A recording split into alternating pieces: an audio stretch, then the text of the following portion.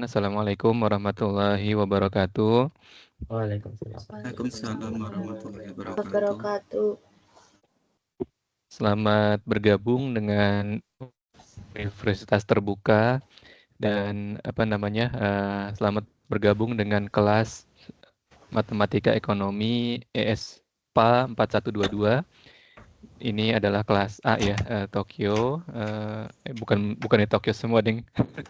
Kelas A Jepang ya, bukan Tokyo. Iya. Saya ralat. Nah, perkenalan, ini nama lengkap saya, Pandu Rizky Fauzi, bisa dipanggil Pandu saja. Riwayat pendidikan, saya dari D3 Kebendaraan Negara di PKN STAN. Kemudian saya melanjutkan di S1 Manajemen Keuangan, spesialisasinya Syariah waktu itu di UI.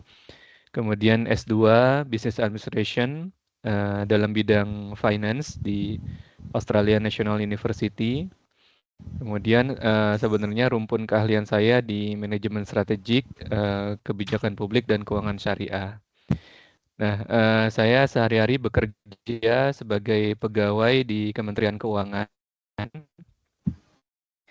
di Jakarta, Indonesia. Kemudian di UT ini udah berapa tahun ya? Dari tahun 2021 saya ngajar di UT, dan untuk mata kuliah Matematika Ekonomi ini udah kurang lebih 2 tahun ya, udah 4 semester mengajar mata kuliah ekonomi. Nah, karena udah 4 semester, nanti untuk soal-soal tugas akan saya refresh, karena ada kecenderungan nanti dari seniornya, oh ngasih nih tugas-tugasnya dulu, ini soalnya gitu ya. Nanti saya refresh, saya ubah soal-soalnya. Kemudian untuk rekan-rekan mahasiswa di sini, kalau yang saya lihat di si layar itu ada beberapa yang sudah memperkenalkan diri. Ada beberapa yang di utara Jepang ya, di Aomori, di Hokkaido. Ada yang di Tokyo. Di Tokyo siapa? Tokyo, Nggak ada Saitama, atau Yokohama. Nggak ada ya? Tidak ada, Pak. Kalau yang agak ke selatan di Osaka. Oh, izin, saya dari Tokyo, Pak. Oh, ada, Pak. Oh, ada Mbak Komang. Dari Tokyo. Iya, Panggilannya apa Mbak Yeni apa Mbak Komang? panggil Yeni. Yeni ya. Tokyonya di mana Mbak? Tokyo Hachioji. Hachioji. Oh, oke. Saya dulu 2 tahun di Meguroku. Di deket Oh sekolah ya, Meguro dekat sekolah RI, sekolah street street. ya? Iya. Iya.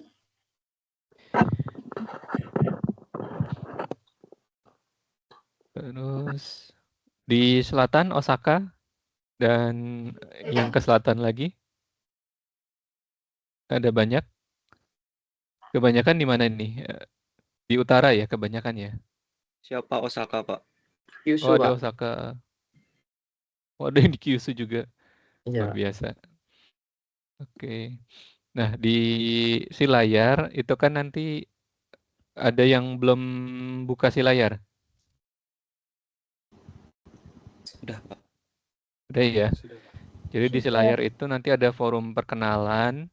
Nanti silakan memperkenalkan diri, nama, kalau bisa ada background ya, jurusan waktu SMA, apakah IPA atau IPS. Ini sebenarnya penting untuk seberapa cepat nanti saya akan mengajar. Ada yang coba mungkin yang SMA-nya IPA atau teknik, ada berapa orang? Banyak nggak? IPA saya, Pak. Yang lainnya. IPA ya, Saya banyak SMK. ya. Kayaknya banyak ya. Kalau yang IPS atau SMK kejuruan akuntansi, ada? Saya IPS. Pariwisata, Pak. Ada Pak, Pariwisata saya ya. akuntansi. Akuntansi, oke. Dari teknik Tata busana, Pak. Tata busana, Otomotif, Pak. oke. Saya teknik Otomotif. geomatika, Pak. Teknik Geomatika. geomatika. Saya otomotif, Pak. Otomotif TKC, banyak lah ya Pak. matematikanya. Oke. Nah, ini kan judul mata kuliah kita adalah matematika ekonomi ya. Nanti banyak selain rumus-rumus matematika. Kalau rumus matematikanya sih sebenarnya hampir 75% matematika dasar. Cuma matematika dasarnya kemudian diaplikasikan di ilmu ekonomi gitu ya. Nanti ada satu modul, satu sesi pertemuan yang memang materinya itu materi matematika IPA. Ada satu pertemuan itu isinya matematika IPA semua. Jadi mungkin kita akan merefresh matematika dasarnya, kemudian bagaimana menerapkan matematika dasar itu ke ilmu ekonomi, dan ada satu konsep nanti di matematika IPA yang nanti kita akan terapkan di ilmu ekonomi. Untuk perkenalan, yang paling tua kelahiran tahun berapa di sini? Yang paling muda ada yang paling muda. Kalau paling tua biasanya nggak ada yang ngaku ya. Betul. Saya 25 tahun ya, Pak. 99 tahun. Saya 96. 97. Oh, ada yang lebih tua ya. 2001. Lebih dewasa ya. Oh, ada 2001 ya. Saya baru 2002 ada. tahun, Pak. Oke. 2001. Rata-rata kelahiran 2000 ya, Pak ya. Oke. 98, Pak. Ya, berarti paling muda tadi 2003 ya. Kemudian yang senior 97 98. Oke. Nah, ini ekspektasi perkuliahan ya yang perlu kita sepakati bersama di awal.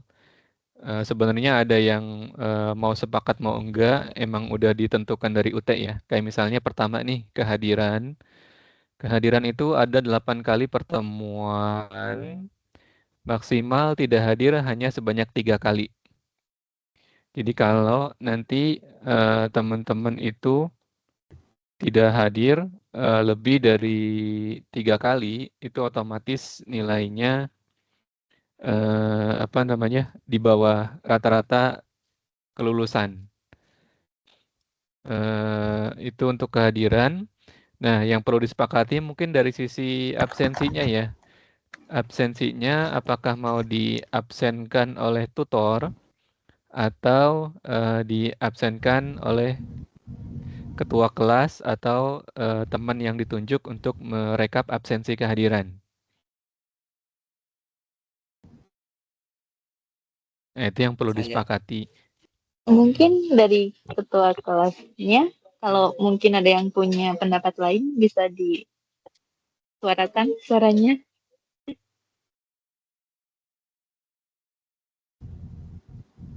Gimana teman-teman buat absensinya? Di ketua kelas. Ketua kelas juga boleh. Saja nggak apa-apa. Ketua kelas ya. Ya. Jadi nanti kalau misalnya dari ketua kelas, berarti kan ketua kelas setelah pertemuan membuat rekap terus menyampaikan rekap absensinya ke saya. Tapi kalau misalnya mau saya mengabsen, biasanya saya 10 menit sebelum pertemuan selesai itu saya screenshot yang hadir. Kemudian yang tidak ada di screenshotan itu saya anggap tidak hadir. Seperti itu. Jadi monggo nanti itu aja ya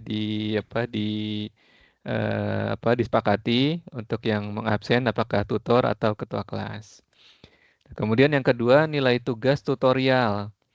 Nah, nilai tugas tutorial ini bobotnya 50%. Ada 3 tugas. Tugas pertama nanti diberikan di pertemuan ketiga. Tugas kedua diberikan di pertemuan kelima dan tugas terakhir di pertemuan ketujuh.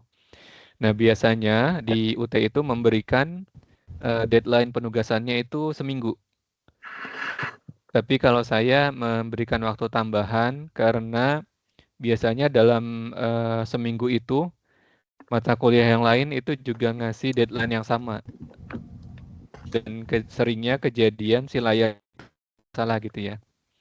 Karena banyak yang mengakses untuk upload tugas. Jadi seringnya saya berikan tambahan waktu seminggu plus 5 hari kerja biasanya.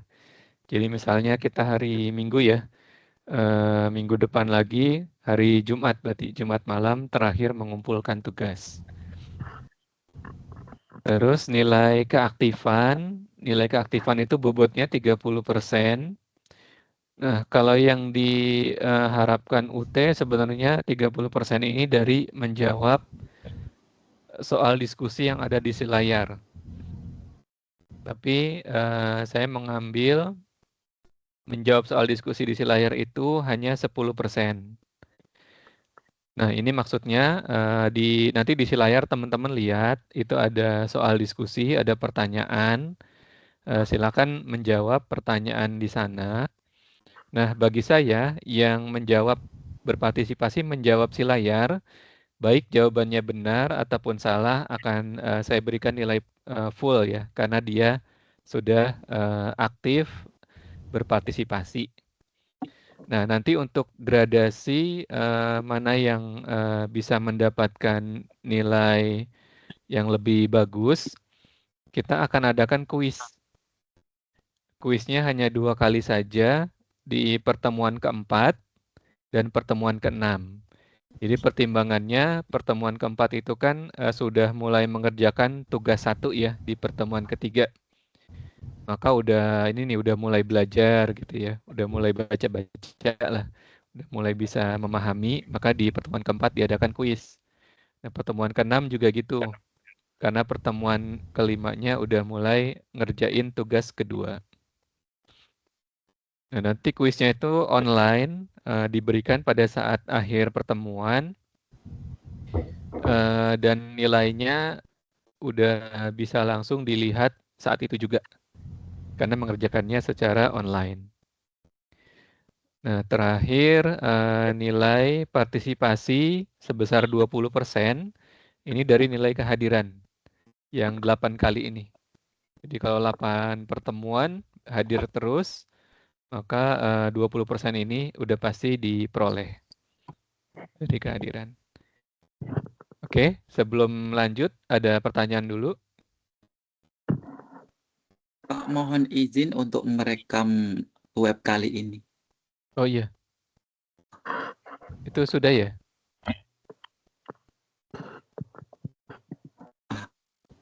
Ini yang tadi sama.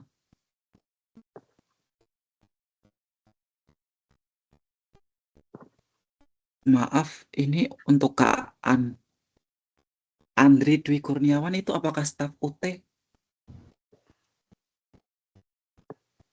Itu tidak ada di anggota web, ya? Sepertinya iya ya. Iya. Andri, iya. Sepertinya dari UT. Iya, dari. Iya. Baiklah Pak, jadi sudah selesai permasalahannya. Oke, bisa dilanjutkan Pak. Baik, sampai sini jelas ya, belum ada pertanyaan. Oke.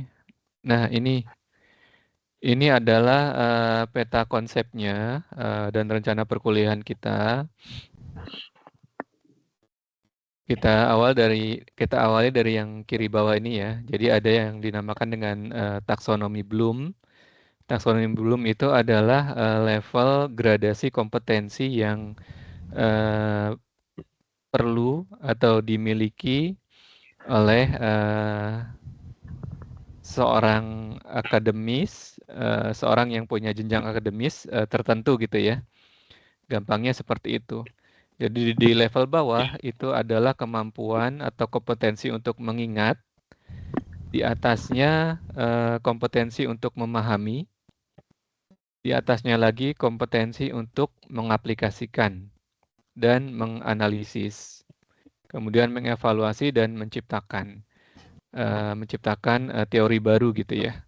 Nah, yang diharapkan dari mata kuliah ini, teman-teman itu ada di level kompetensi mengaplikasikan dan menganalisis.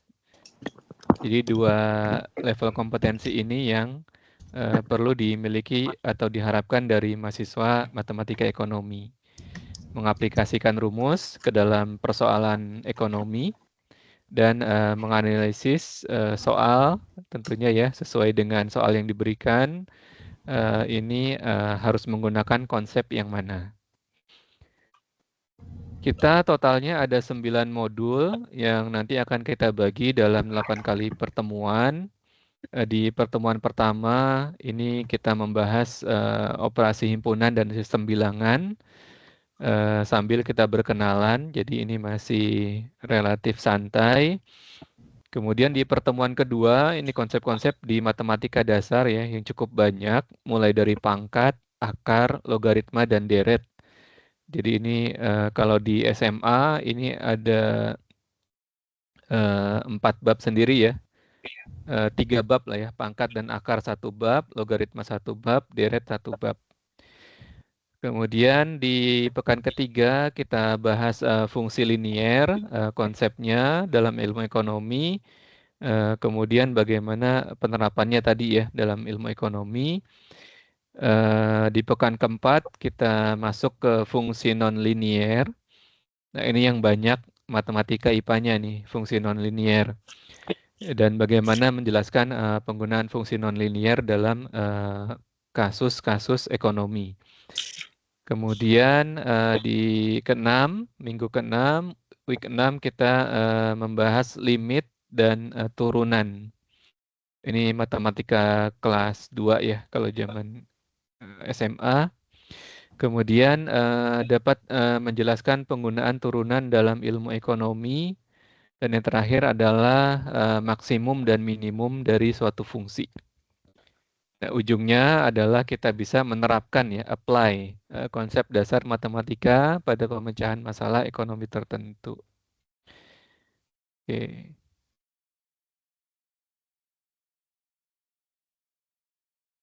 Oke, udah cukup jelas dari hal yang diharapkan maupun dari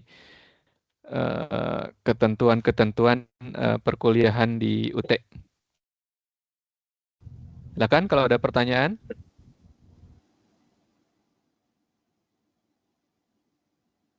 Kalau clear, kita bisa langsung masuk ke materi. Mohon maaf, izin bertanya, Pak. Silakan.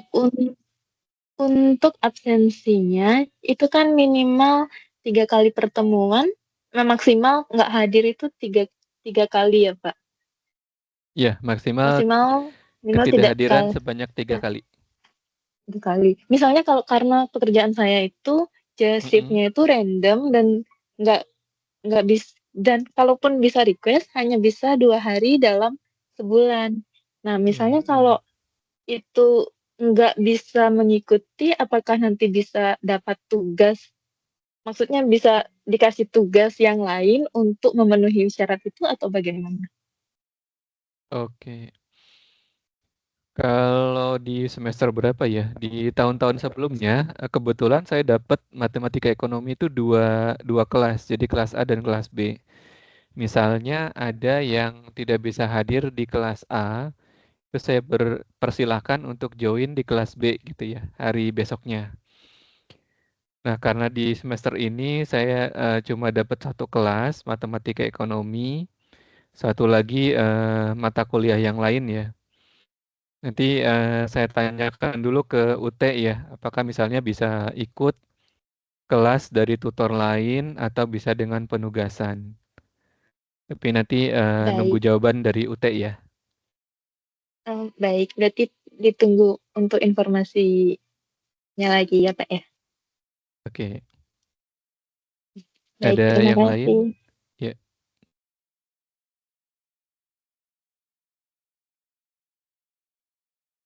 Baik, cukup ya. Kalau cukup, kita bisa lanjut ke materi himpunan. Ini himpunan Udah dibahas di SMP juga sih sebenarnya himpunan ya. Di SMA saya lupa di kelas berapa, kayaknya kelas 1 atau kelas 3 ya. Nah, mungkin ini dulu nih, pasti pernah dengar ya, ada organisasi himpunan mahasiswa. Di UT juga sekarang yang di Jepang udah mulai ya, ada himpunannya, digerakkan oleh Teh Ida kalau nggak salah. Ini apa namanya, salah satu contoh penggunaan kata himpunan dalam kehidupan sehari-hari. Ada himpunan mahasiswa Islam misalnya, ada himpunan mahasiswa teknik sipil, ada himpunan mahasiswa manajemen administrasi. Nah, sebenarnya apa sih yang dimaksud dengan himpunan dalam konsep penggunaan istilah ini di kehidupan sehari-hari? Ada yang mau kasih pendapat? Kehidupan sehari. Untuk himpunan, izin berapa ya, Pak? Mungkin Silakan. perkumpulan dari beberapa kelompok orang yang memiliki tujuan bersama seperti organisasi, mungkin. Iya, kata kuncinya kumpulan, kelompok, orang-orang, tujuan bersama gitu ya. Iya, Pak. Nah, nanti kita belajar nih. Ini hal-hal yang akan kita pelajari di materi himpunan. Dari mulai pengertiannya, kemudian hubungan antar himpunan, operasi himpunan, dan pasangan urut. Nah, ini pengertiannya. Jadi, secara matematis, himpunan itu adalah kumpulan benda atau kumpulan objek, bisa juga kumpulan orang gitu ya, yang mempunyai sifat tertentu atau punya karakteristik tertentu yang itu terdefinisikan. Misalnya gini, kalau kita bilang himpunan mahasiswa matematika ekonomi kelas A Jepang. Nah, itu udah ada ininya ya, ada orang-orangnya, kemudian ada sifat tertentu yang didefinisikan. Yaitu kita mendefinisikannya, jurusannya manajemen, mata kuliahnya matematika ekonomi, kelasnya A, lokasinya di Jepang. Maka orangnya ada Mas Imam, ada Mas Waluyo, ada Mbak Yeni gitu. Orangnya dan seterusnya sampai ke orang ke-21. Nah, tapi kalau misalnya kita mau katakan himpunan mahasiswa matematika ekonomi kelas A yang berwajah tampan, itu benar nggak masuk ke dalam kategori himpunan? Nah, itu akan debatable karena definisi dari tampan itu bisa jadi berbeda-beda. Karena misalnya tergantung selera gitu ya. Ada yang menganggap yang tampan itu kalau dia kulitnya putih. Misalnya, kalau yang nggak putih berarti nggak tampan. Atau ada yang juga beranggapan yang tampan itu kalau dia tinggi. Kalau nggak tinggi, kurang. Nah, karena dia tidak bisa punya definisi yang jelas dan disepakati oleh orang-orang, maka yang pernyataan barusan itu tidak bisa kita sebut sebagai himpunan. Nah, kemudian cara penulisannya. Nama dari himpunan, untuk namanya ya, kita tulis biasanya dengan huruf besar. Himpunan A, B, C, X, dan Y. Nah, anggota himpunannya ditulis dengan huruf kecil. Misalnya ini, A kecil, B kecil, dan seterusnya. Cara menulisnya bisa dengan cara mendaftar atau dengan menggunakan kaidah. Kalau cara mendaftar, nah ini contoh yang mudah. Misalnya, kru bajak laut topi jerami. Nah, kalau kita mau daftar, kita mendaftar gitu ya, maka anggota dari himpunan A sama dengan ini kurung buka, kita sebut nama-namanya sampai yang terakhir, kemudian kita berikan kurung tutup. Kemudian ada pertanyaan, mana yang anggota dan mana yang bukan. Misalnya Sanji. Sanji adalah anggota dari kru bajak laut topi jerami. Itu kita tulis seperti ini. Simbol seperti E. Seperti huruf E ya. Ini dari Romawi atau Yunani. Ini dibacanya Sanji merupakan anggota dari himpunan A. Kemudian ada karakter Mihawk. Mihawk dia bukan anggota bajak laut topi jerami. Maka simbol E-nya ini kita berikan silang.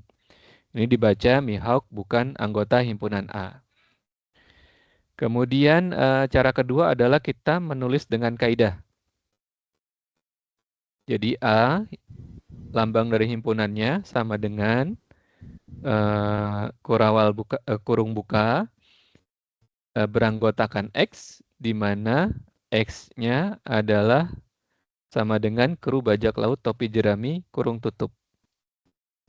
Nah, ini contoh dari penulisan dengan kaidah. Di bawah ini adalah contoh kalau himpunannya adalah notasi matematika ya.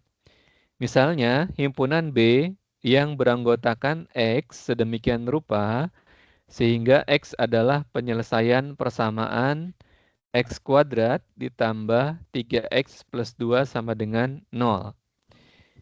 Jadi ada persamaan kuadrat, X kuadrat plus 3X plus 2 sama dengan 0. Nah, kemudian ada himpunan B. Himpunan B itu anggotanya penyelesaian dari persamaan kuadrat ini.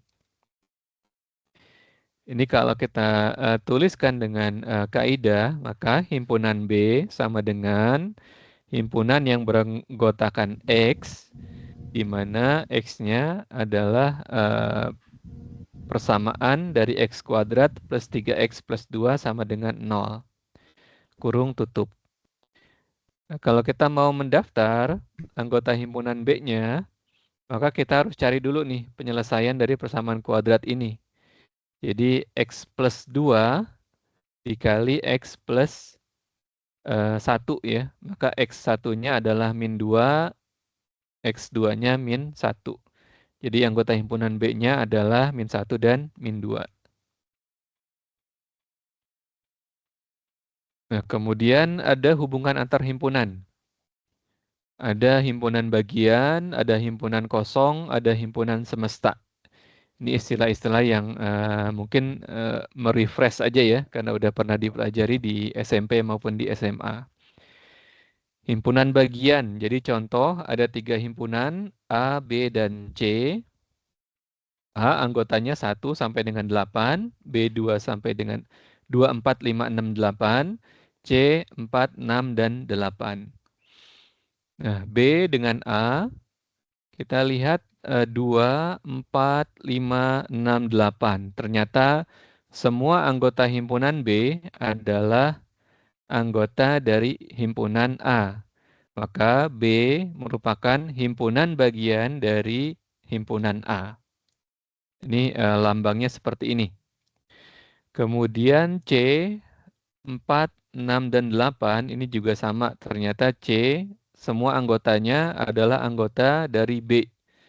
Maka himpunan C merupakan himpunan bagian dari B. Nah, bagaimana kalau kita balik hubungannya? Kita tanyakan yang A di depan, kemudian B-nya yang di belakang. Tidak semua anggota himpunan A merupakan anggota himpunan B. Misalnya 1 ya di sini, kemudian 3, kemudian 7. Itu tidak ada di himpunan B. Maka A bukan merupakan himpunan bagian dari B. Tandanya dicoret. Tanda himpunan bagiannya dicoret. Tetapi ada sebagian A yang merupakan anggota dari B. Maka ditulis sebagian anggota himpunan A merupakan anggota himpunan B. Tandanya seperti ini. Berlawanan arah. Kemudian di kanan ini ada himpunan kosong. Jadi himpunan kosong adalah himpunan yang tidak mempunyai anggota. Dilambangkan dengan kurung buka dan kurung tutup, tetapi di tengahnya kosong. Atau seperti huruf O, kemudian diberikan garis miring, coret gitu ya. Contohnya, siswa kelas 7 yang usianya di bawah 7 tahun. Kelas 7 berarti kan kelas 1 SMP ya. Rasanya tidak ada kelas 1 SMP, kelas 7 yang di bawah 7 tahun, maka himpunan A adalah himpunan kosong. Atau himpunan B, bilangan prima, antara 24 dan 28.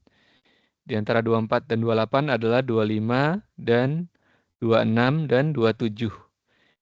25, 26, 27 ini bisa habis dibagi dengan bilangan yang lain. Maka dia bukan bilangan prima. Sehingga himpunan B anggotanya adalah himpunan kosong. Terakhir ada istilah himpunan semesta. Himpunan semesta lambangnya S. Contohnya huruf A. Ini anggotanya 1 sampai dengan 8. Maka semesta yang mungkin dari himpunan A itu adalah himpunan S yang beranggotakan 1 sampai dengan 10. Atau himpunan semestanya itu adalah bilangan asli 1, 2, 3, 4, 5 dan seterusnya, atau bilangan bulat negatif 5, seterusnya 0, 1 dan seterusnya. Oke.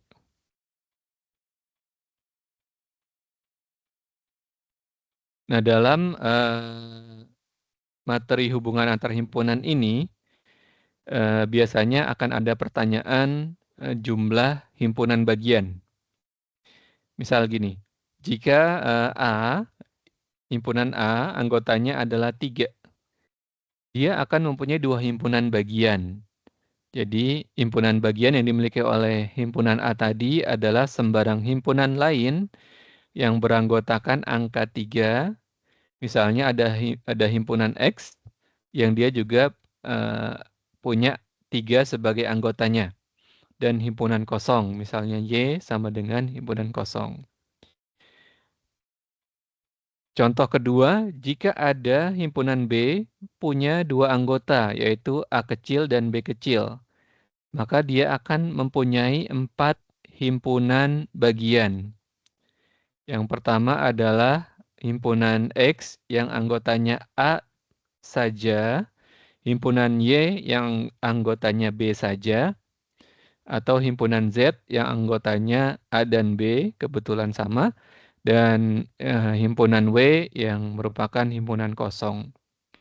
Nah, dari 2 contoh ini, ternyata bisa kita tarik sebuah simpulan. Jika himpunan X mempunyai N kecil anggota, maka himpunan X ini akan mempunyai 2 pangkat N himpunan bagian. Kalau misalnya ada himpunan C, anggotanya adalah 1, 2, 3 gitu ya, maka himpunan bagiannya 2 pangkat 3. 8. Seperti itu kurang lebih. Masih mudah ya? Masih tentang hubungan antar himpunan, berikutnya ini adalah cara kita menggambarkan secara visual hubungan antar himpunan. Misalnya himpunan A dia adalah himpunan bagian dari B. Sedangkan B bukan merupakan himpunan bagian dari A. Maka bisa kita gambarkan dalam diagram Venn. Himpunan A itu ada di dalam lingkaran dari himpunan B. Karena semua anggota A adalah anggota B gitu ya. Contoh, himpunan A adalah A, B, C, D. Himpunan B adalah C, D, E, F. Nah, kita bisa gambarkan dalam diagram Venn, himpunan A yang hanya anggota yang hanya ada di A itu A kecil dan B kecil. Anggota yang hanya ada di B yaitu E kecil dan F kecil. Nah, kemudian nanti ada istilah irisan. Jadi anggota A sekaligus anggota B. yaitu C dan D. Atau kita juga bisa melakukan visualisasi dengan diagram garis. Untuk menyajikan bahwa himpunan A adalah himpunan bagian dari B, maka ditulis yang di atas itu B ya. Kemudian yang di bawah A. Dan dihubungkan dengan garis lurus.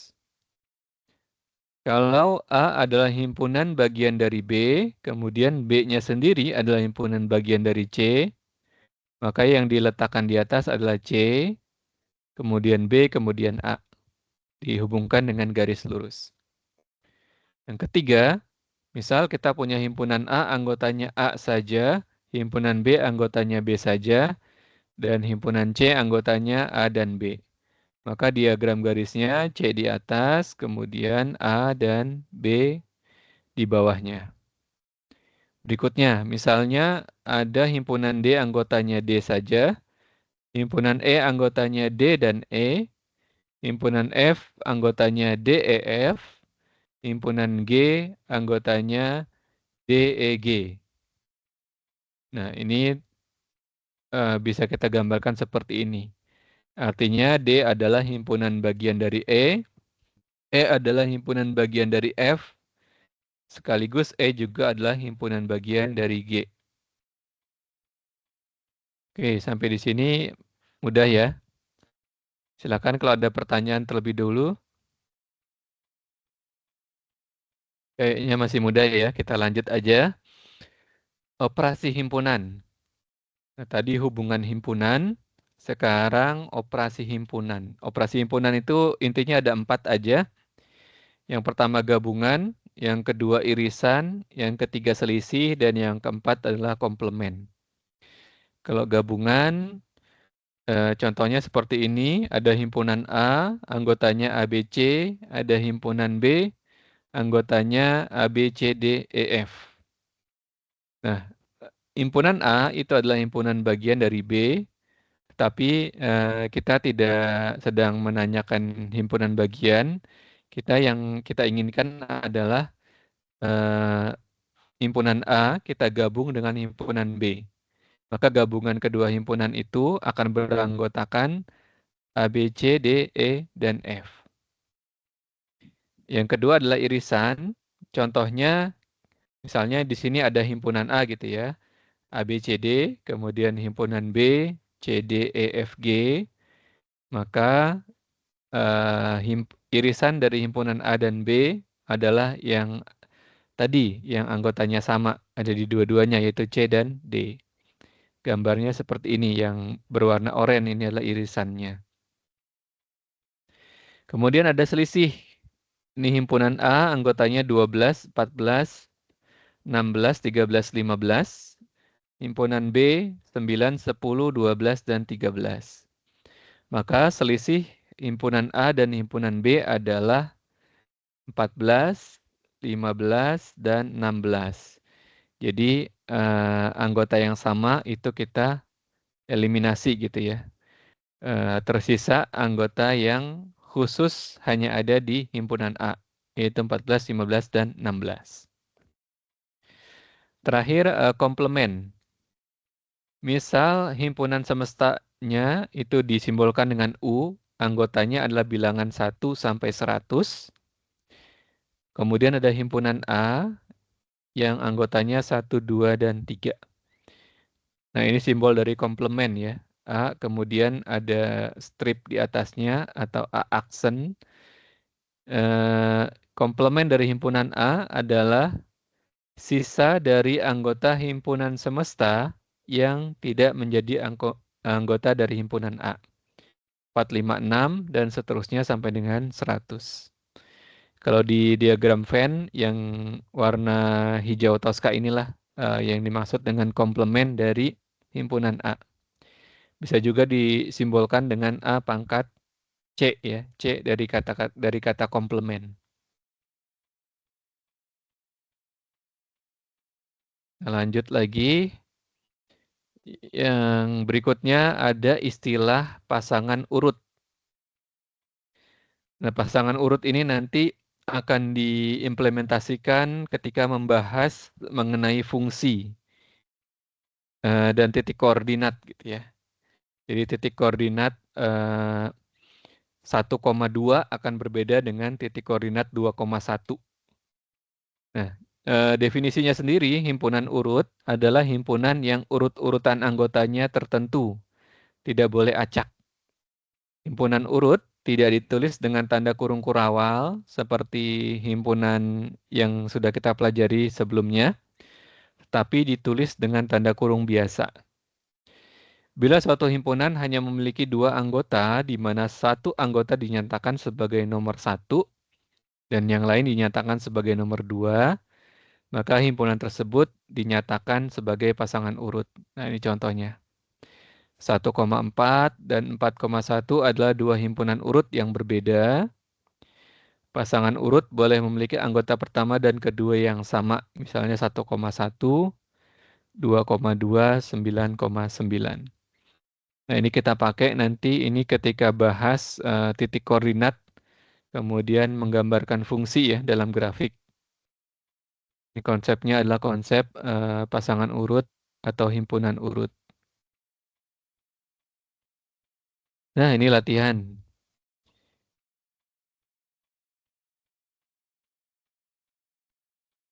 Ini saya ambil dari modul ya.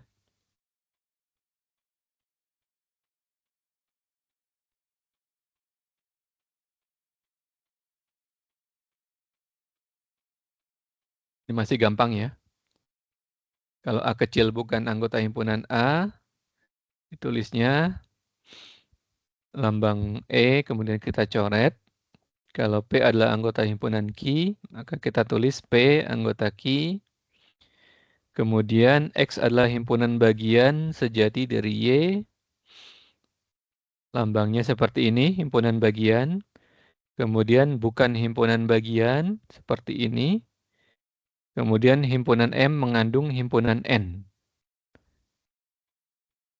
Kebalikan arah dari notasi himpunan bagiannya. Menghadapnya ke kiri. Ini dibaca himpunan M mengandung himpunan N.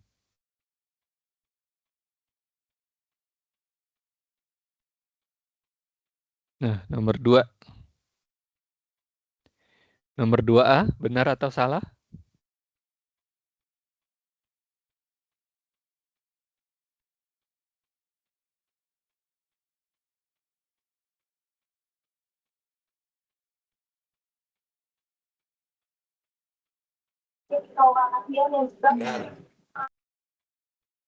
Benar ya. Benar. Yang lain? Benar, Pak. Nah, sekali klik langsung keluar semua ya. Jadi yang A itu benar, kemudian yang B itu salah ya. Karena A kecil itu kan anggota himpunan. Kalau mau A-nya itu A besar. Jadi anggota himpunan bukan merupakan himpunan bagian. Kemudian yang C itu salah karena ini bukan nama himpunan. Jadi kalau himpunan bagian itu harus sama-sama himpunan ya, kiri kanannya gitu ya. B besar, kemudian P besar. Yang D benar. Nah ini, nomor 3. Nomor 3A, ada yang udah ketemu jawabannya?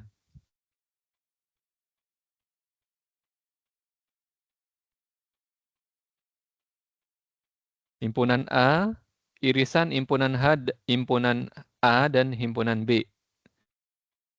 Berarti mana yang anggota yang ada di A dan di B? Hanya A saja ya. Oke. Kemudian nomor B-nya selisih A dan C. Jawabannya?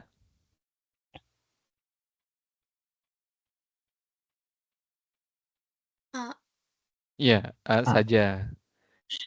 Kemudian yang C, kalau B digabung dengan C, maka anggotanya akan jadi A, B, C, D, E. Ya, betul. A, B, C, D, E. Kalau A digabung dengan C akan menjadi A, B, E. ya, A, B, E saja. A, B. Cukup ditulis sekali ya. Jadi di sini ada B, di sini ada E. Tulisnya cukup sekali. Nggak perlu B 2 kali, E 2 kali. Oke. Nah, ini gambar dari diagram Venn-nya dari soal nomor 3 di atas. A irisan B. Nah, ini A irisan B, tadi jawabannya adalah A saja, A kecil di sini. Ini himpunan B ditulis B besar, himpunan A ditulis A besar. Kemudian yang B, A gabungan dengan B. Nah, ini sama-sama. Kita arsir dua-duanya atau kita beri warna. Ini boleh seperti ini caranya. Jadi dua-duanya kita arsir atau kita berikan warna gelap ya. Ini gabungan. Kemudian apa tuh yang C?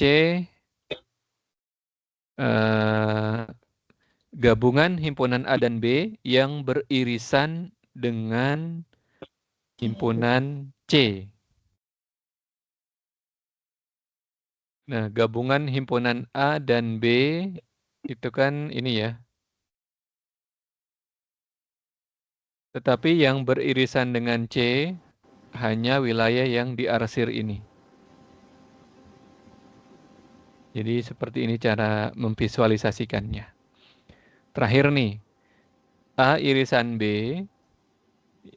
Jadi irisan himpunan A dan B itu digabung dengan C.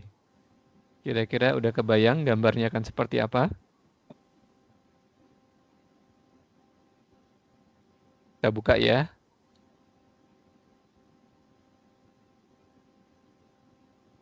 Nah, gambarnya akan seperti ini. Jadi di tengah ini adalah irisan antara A dan B. Karena dia digabung dengan C, maka irisannya ini dan himpunan C seluruhnya diarsir.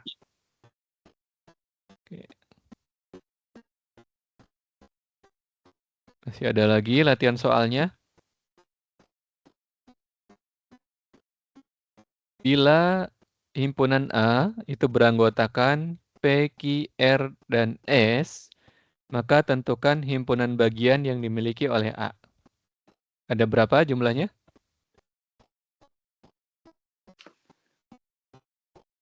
Ada 4, Pak. Ada 16. Ya, 16 ya. 2 pangkat 4. Iya. Jawabannya adalah 16.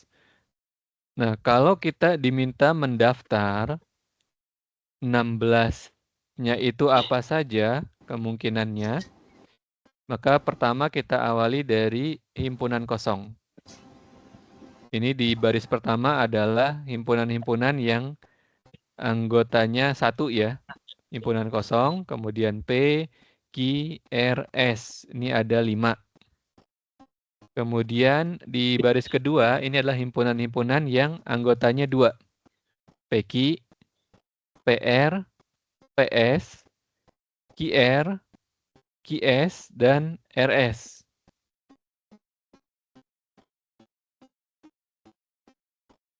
Nah, ini ada berapa? 1, 2, 3, 4, 5, 6. 6 tambah 5 ada 11.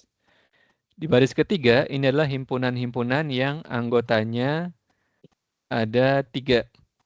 PQR, PRS, PQS, dan QRS.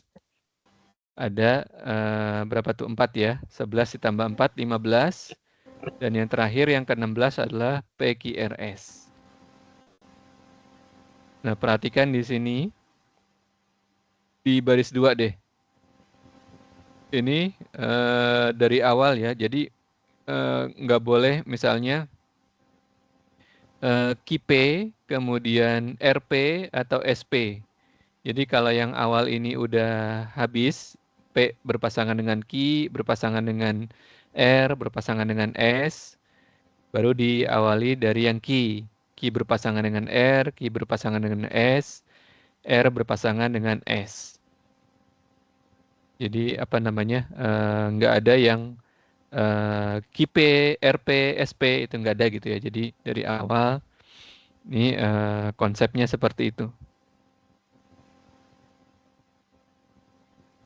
Oke, ini di modul 1, materi yang kedua adalah sistem bilangan. Sebelum kita ke sistem bilangan, di materi himpunan ada yang mau ditanyakan? Ada Pak, izin bertanya boleh? Mm-mm. Itu yang himpunan kosong harus ya Pak apa gimana? Yang Himpunan tadi, kosong. ya Yang itu ini kan, ya? iya. Ya. Jadi kita balik ke ini berarti.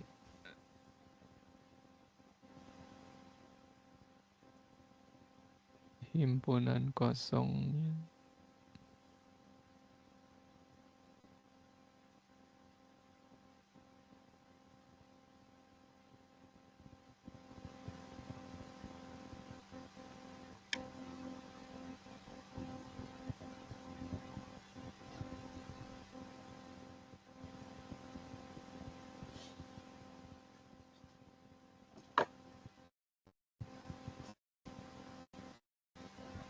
Ya.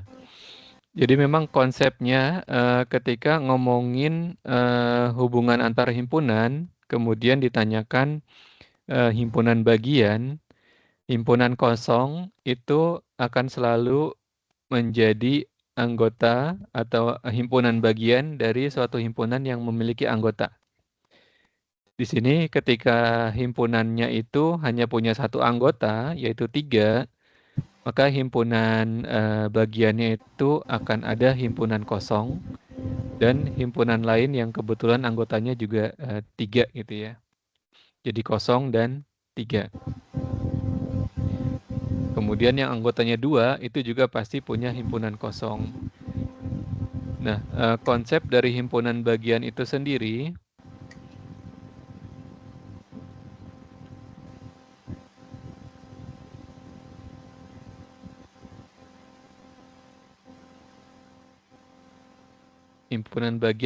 adalah ketika si anggota himpunan A itu semuanya anggota himpunan B. Maka himpunan A adalah himpunan bagian dari B. Nah, himpunan kosong itu dia akan selalu menjadi anggota himpunan bagian dari himpunan lain yang punya anggota meskipun anggotanya hanya 1. Ini memang konsep dasarnya ya dari himpunan ini seperti itu. Himpunan kosong akan selalu menjadi anggota himpunan bagian dari himpunan lain. Ada yang lain?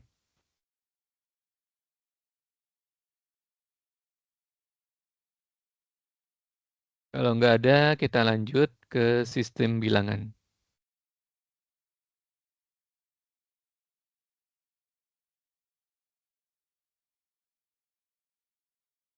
Nah, di sistem bilangan, kita akan belajar bilangan desimal, bilangan binar atau binary, kemudian ada sistem bilangan kompleks dan pertidaksamaan. Nah, ini yang nanti cukup menantang di pertidaksamaan gitu ya.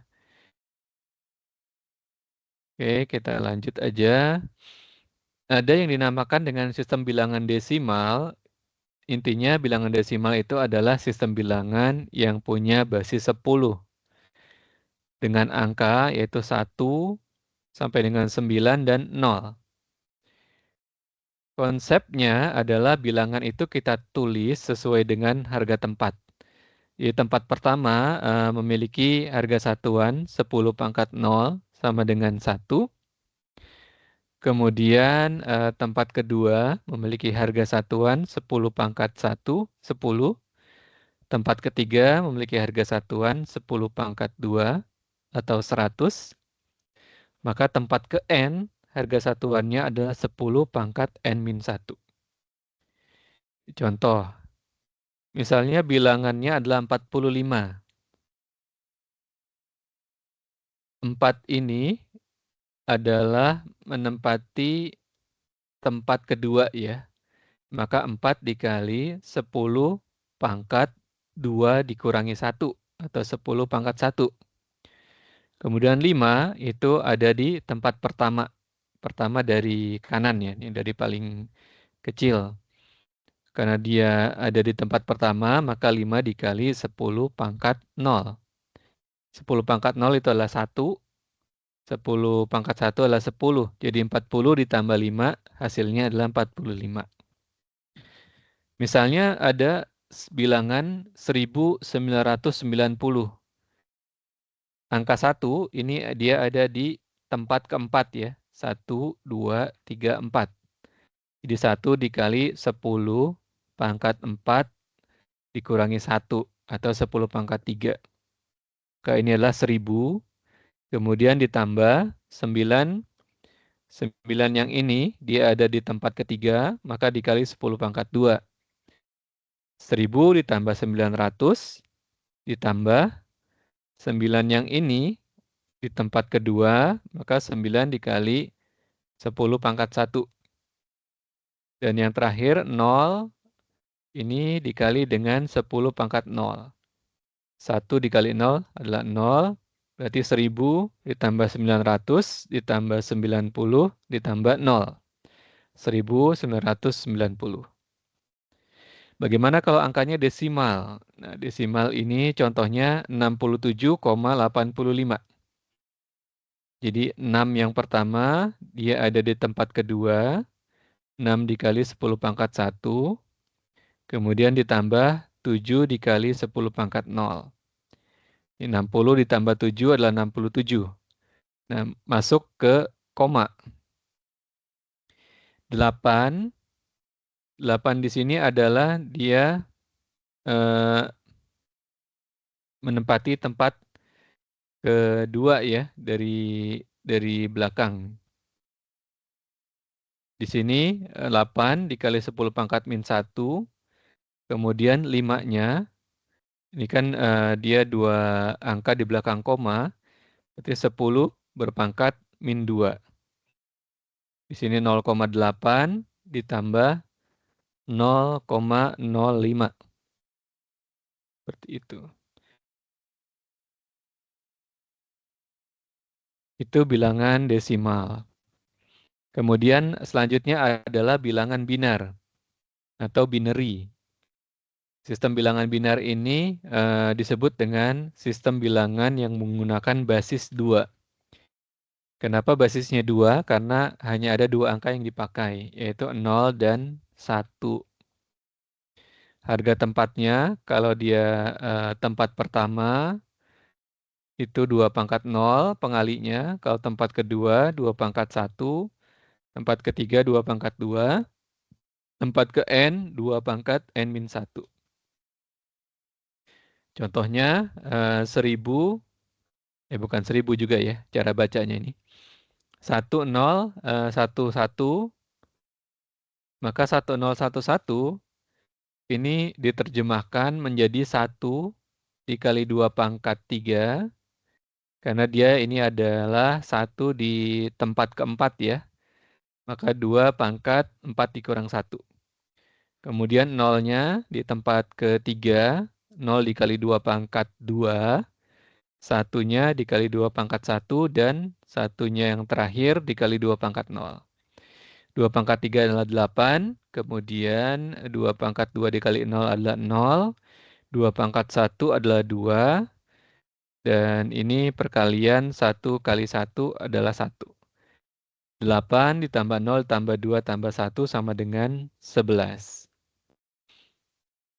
Nah, ini biasanya kita gunakan binary system ini ketika bahasa pemrograman ya. Untuk di bahasa pemrograman, misalnya kita ketik 1011, ini maksudnya atau artinya adalah 11 dalam bilangan dengan basis desimal. Dengan basis 10 atau dalam bilangan desimal.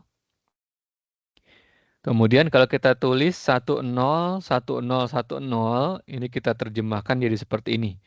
1 dikali 2 pangkat 5, 0 dikali 2 pangkat 4, 1 kali 2 pangkat 3, dan seterusnya. 2 pangkat 5 adalah 32. Karena di perkalian 0 hasilnya 0. 2 pangkat 3, 8. Setiap yang dikali 0 hasilnya 0. Kemudian ini kita jumlah, maka ini maksudnya adalah 42. Ini sistem bilangan binar. Yang berikutnya adalah sistem bilangan kompleks nih. Jadi kita awali dulu dari yang paling bawah. Bilangan bulat. Bilangan bulat itu terdiri dari bilangan negatif. Ada -1, -2, -3, dan seterusnya. Kemudian bilangan 0 yang ada di tengah gitu ya, antara negatif positif, dan bilangan positif 1, 2, 3, dan seterusnya, sampai dengan tak berhingga. Ini adalah kita sebut sebagai bilangan bulat. Kemudian ada bilangan pecahan atau bilangan pecah. Ini contohnya 2/3, 1/4, 5/2, dan seterusnya. Bilangan bulat dan bilangan pecah ini merupakan anggota dari bilangan rasional. Bilangan yang mempunyai hasil bagi dua bilangan bulat bisa berupa pecahan dan bisa berupa desimal. Di sini pecahan 2/3, tadi contohnya bilangan bulat itu yang disebut juga dengan bilangan desimal berbasis 10. Nah, kalau kita menuliskannya dalam desimal, yang masuk ke dalam bilangan rasional ini adalah bilangan desimal yang berulang. 0,6666, 0,999, dan seterusnya.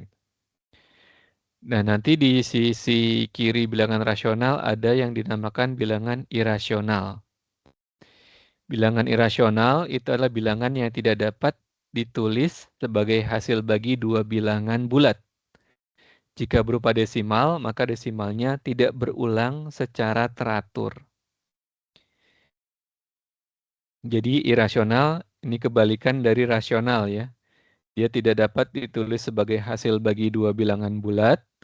Kalau dia dalam desimal, desimalnya tidak berulang secara teratur.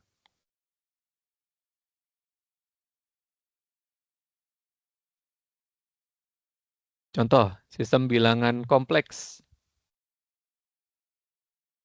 Ini masih dalam sistem bilangan kompleks. Contoh dari bilangan irasional. Misalnya keliling suatu lingkaran dengan diameter 1 atau pi, yaitu suatu simbol untuk angka yang sebenarnya bernilai 3,141592.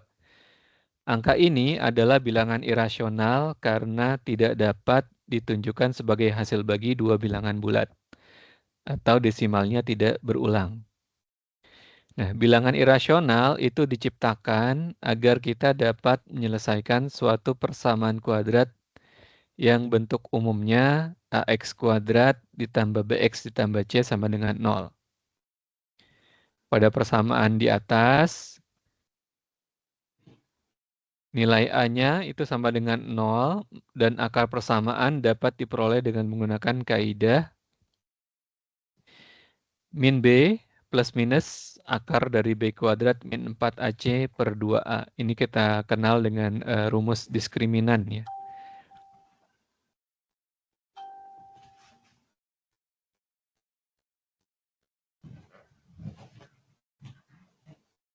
Nah, ini kelanjutannya. Kalau nilai diskriminan b kuadrat min 4ac kurang dari 0, maka supaya persamaan dapat diselesaikan, kemudian diciptakan bilangan imajiner. Untuk menunjukkan bilangan imajiner dipakai tanda I kecil, disebut dengan satuan imajiner. Jadi kan tadi rumusnya akar b kuadrat min 4ac.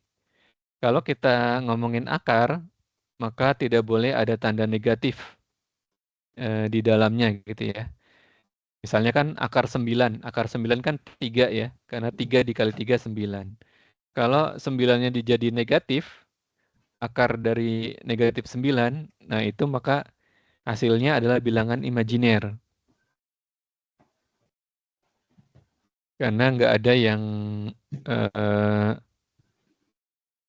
perkalian dua bilangan yang hasilnya negatif dengan tanda yang sama ya. Jadi harus tandanya beda salah satunya. Misalnya min 3 dikali positif 3, baru hasilnya negatif 9.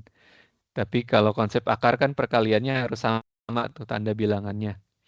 Makanya karena nggak ada hasilnya disebut dengan bilangan imajiner. Contoh. Ini contohnya kita punya persamaan kuadrat x kuadrat ditambah 6x ditambah 13 sama dengan 0. Kemudian kita mau cari akar persamaannya dengan rumus diskriminan.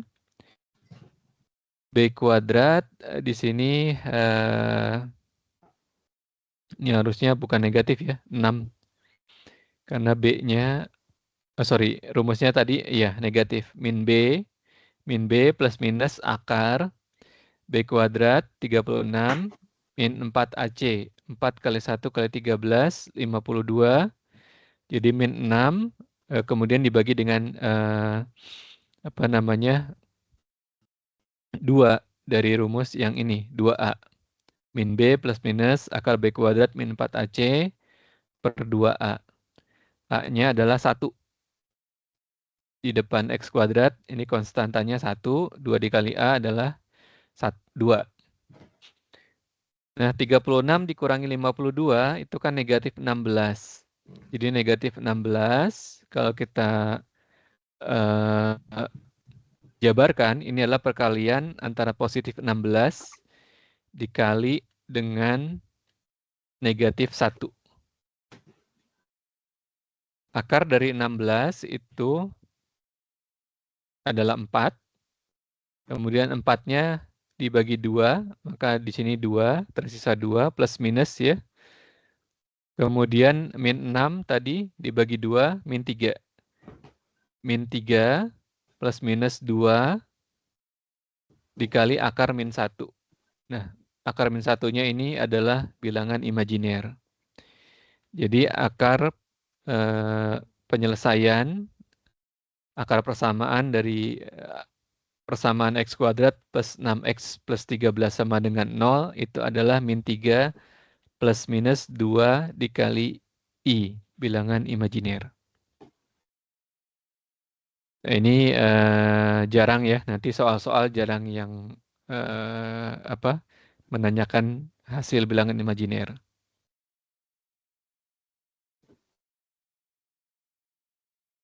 Di kanan ini teman-teman ada kaidah bilangan untuk operasi penjumlahan dan operasi perkalian. Ada 6 kaidah. Kaidah yang pertama adalah tutupan. Untuk operasi penjumlahan, hasil dari A ditambah B itu hasilnya dipastikan adalah anggota dari bilangan real. Bukan bilangan imajiner ya, pasti anggotanya bilangan real. Kemudian untuk operasi perkalian ini juga sama, ketika ada A dikali B, itu anggotanya dipastikanlah anggota bilangan real. Kaidah kedua adalah asosiatif.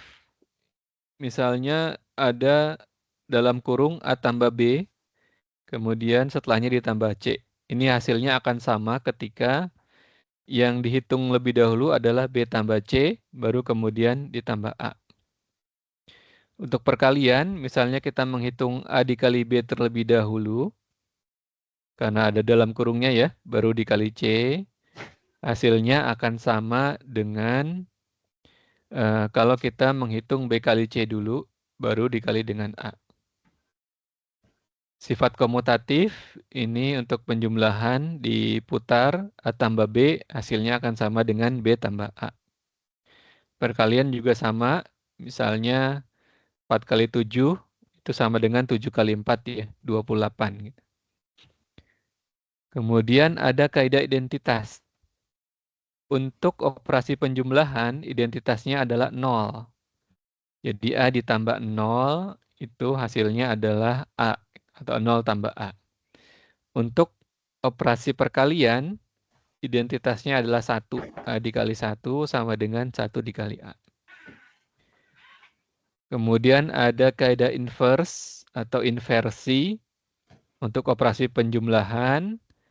Inverse itu adalah bilangan negatifnya yang akan menghasilkan 0.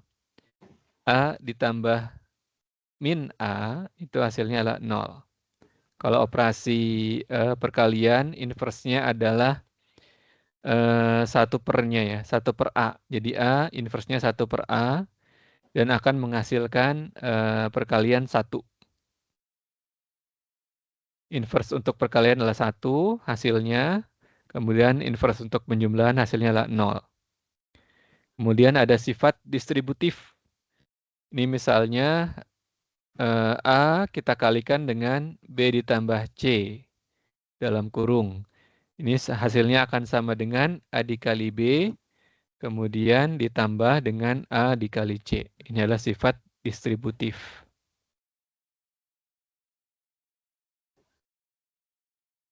Oke, sebelum masuk ke pertidaksamaan, ada yang mau ditanyakan terlebih dahulu?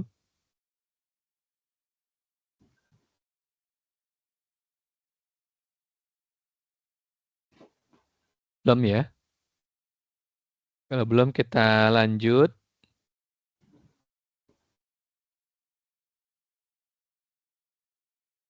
Di pertidaksamaan ini intinya itu ada penggunaan notasi seperti ini.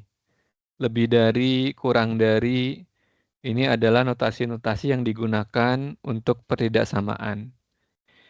Sifat-sifat dari pertidaksamaan secara matematis itu ada 7 sifat. Pertama, ketika A itu lebih dari 0, itu hanya terjadi jika A-nya ini adalah bilangan bulat positif. Kemudian kalau A-nya kurang dari 0, ini juga hanya terjadi jika A-nya adalah bilangan bulat negatif gitu ya, -1, -2, dan seterusnya. A lebih dari 0 hanya jika negatif A kurang dari 0. A kurang dari 0 hanya jika negatif A lebih dari 0. Jadi kebalikannya ini. Kemudian sifat yang kedua, kalau A itu kurang dari B, kemudian B-nya sendiri kurang dari C, ini sudah bisa dipastikan bahwa A pasti kurang dari C. Karena di sini C yang paling besar.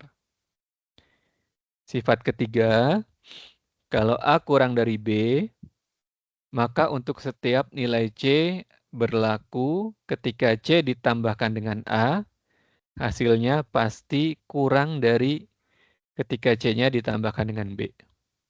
Karena B itu lebih besar dari A ya. Yang keempat, bila A kurang dari B, kemudian C kurang dari D, kalau A ditambah C, itu pasti hasilnya kurang dari B ditambah D. Karena di sini B dan D itu yang lebih besar dari si A dan si C.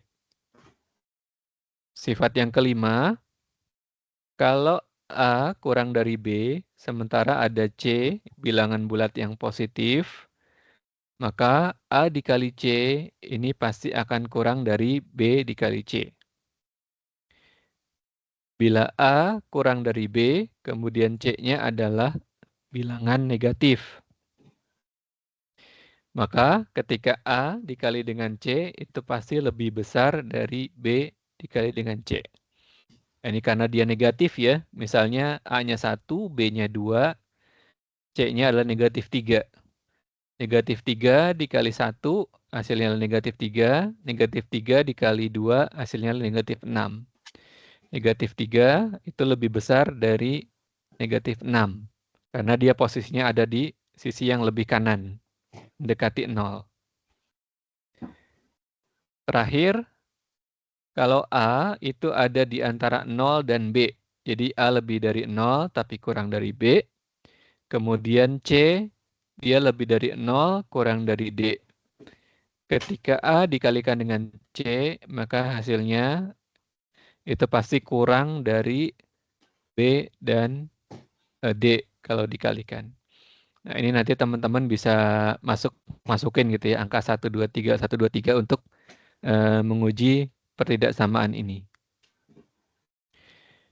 Nah, kemudian dalam pertidaksamaan kita biasa menggunakan alat bantu berupa garis bilangan.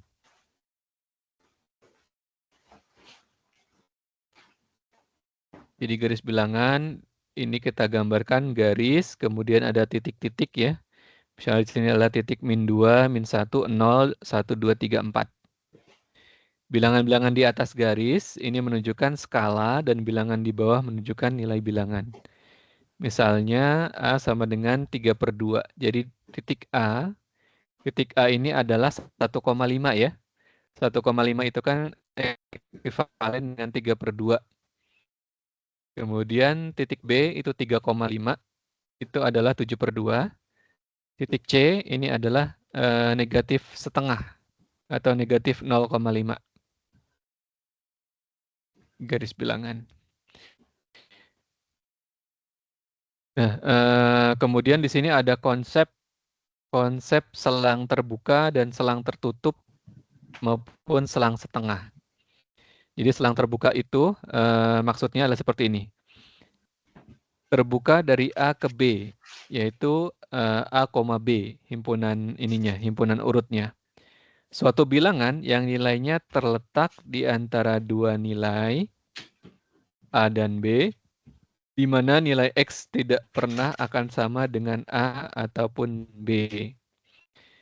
Jadi himpunan urut dari A dan B itu adalah himpunan yang beranggotakan X, di mana X-nya itu terletak antara A dan B. Tapi nilai X lebih besar dari A dan nilai X kurang dari B. X tidak sama dengan A dan B. Tandanya ini. Lebih dari dan kurang dari. Itu disebut dengan selang terbuka. Kemudian ada yang dinamakan selang tertutup. Nah, ini kita lihat ada perbedaan cara notasi penulisannya ya. Kalau ini adalah kurung buka dan kurung tutup yang biasa.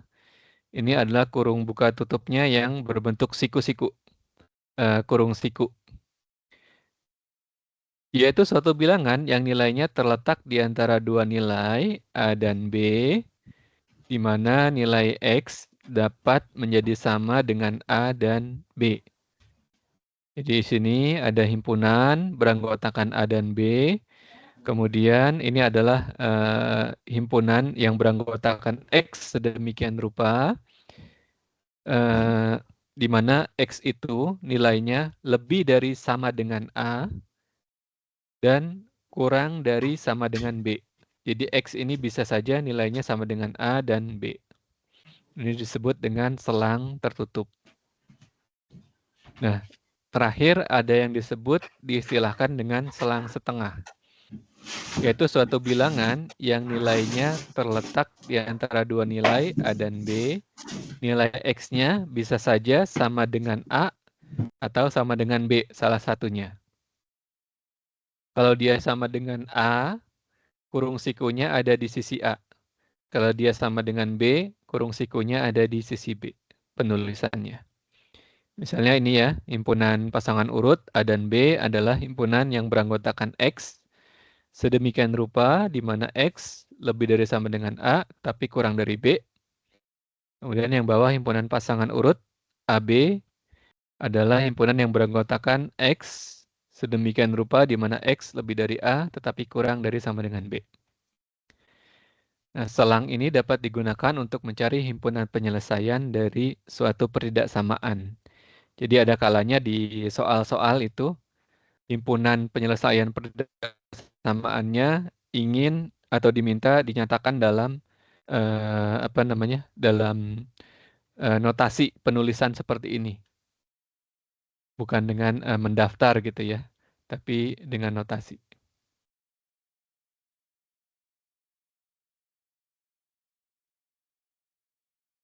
Nah, masih ada pertidaksamaan. Di dalam pertidaksamaan itu ada konsep nilai mutlak.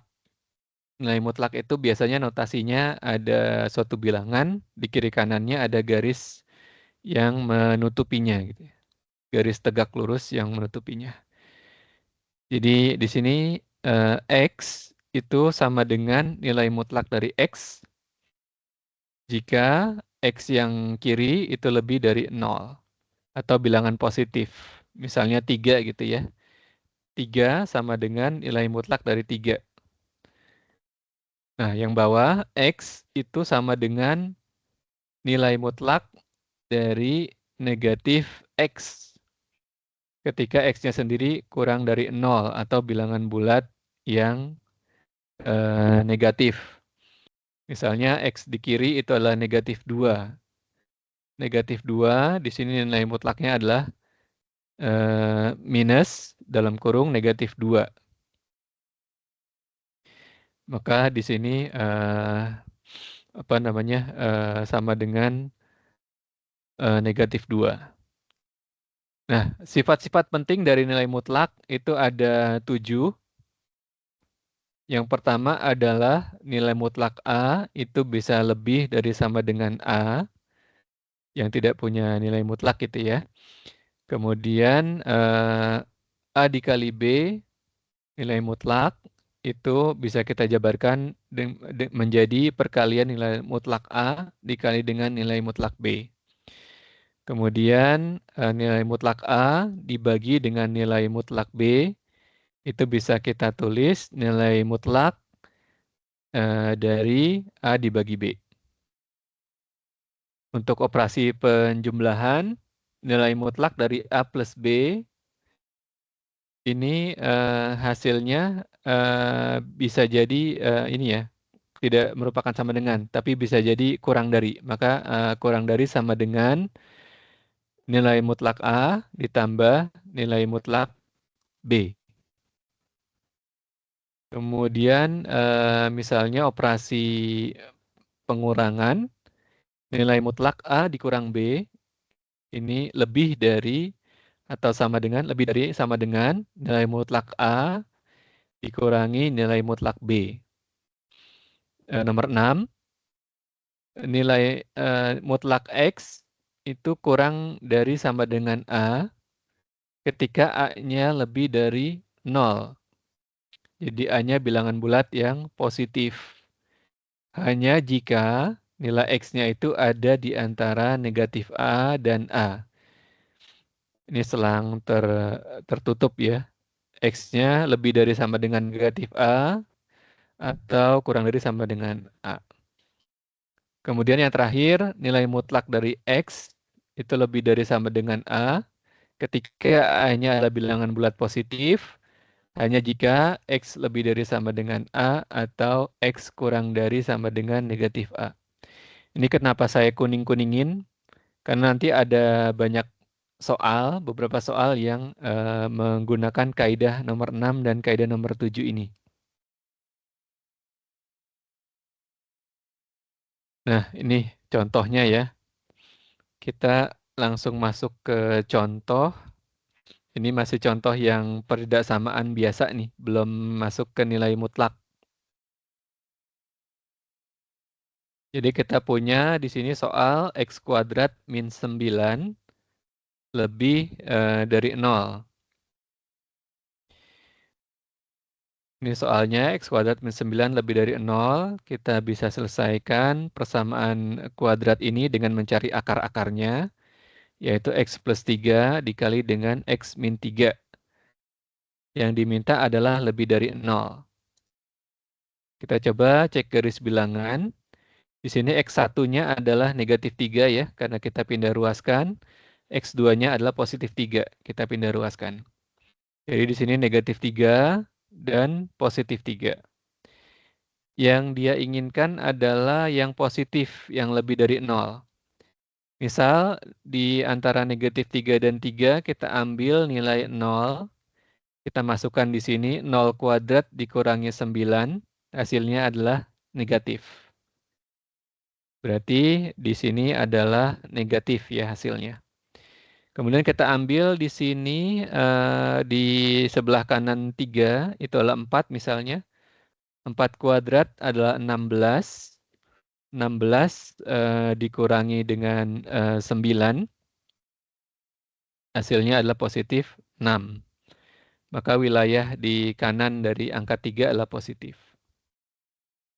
Kemudian di sini negatif 4 ya. Negatif 4 dikuadratkan hasilnya positif 16. 16 dikurangi 9 itu hasilnya juga positif. Maka positif, negatif, positif. Maka himpunan penyelesaiannya itu adalah beranggotakan X sedemikian rupa, di mana X-nya itu kurang dari negatif 3. Kurang dari negatif 3. Atau X-nya lebih dari 3. Nah, ini jawabannya A, C, atau yang B ini harusnya ini tandanya kurang dari negatif 3 gitu ya. Kurang dari negatif 3 atau X lebih dari 3. Cara untuk menyelesaikan peridaksamaan, kita harus mengecek yang diminta oleh soal ya, yang wilayahnya yang positif atau wilayahnya yang negatif. Nah, kemudian kita punya contoh soal kedua, ini adalah pecahan gitu ya. Ada pecahan, pembilangnya X plus 5, penyebutnya adalah X min 3, kemudian tandanya kurang dari 0.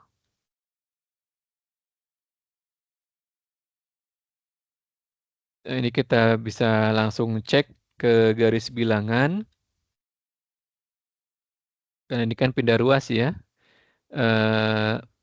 X1-nya negatif 5, X2-nya adalah positif 3. Nah, ini kita coba-coba masukkan misalnya 0, di atas positif 5, di bawah negatif 3. Hasilnya adalah min 5/3. Jadi di wilayah tengah ini adalah negatif. Kemudian kita masukkan misalnya negatif 6, jadi positif ya. Di atas negatif 1, di bawah negatif 9. Negatif dibagi negatif hasilnya positif. Kemudian di kanan 3 itu misalnya 4, 9/1 hasilnya positif. Nah, kita diminta untuk yang negatif ya, kurang dari 0. Maka himpunan penyelesaiannya adalah X sedemikian rupa yang beranggotakan X lebih dari negatif 5, tapi X-nya kurang dari positif 3. Jawabannya yang C.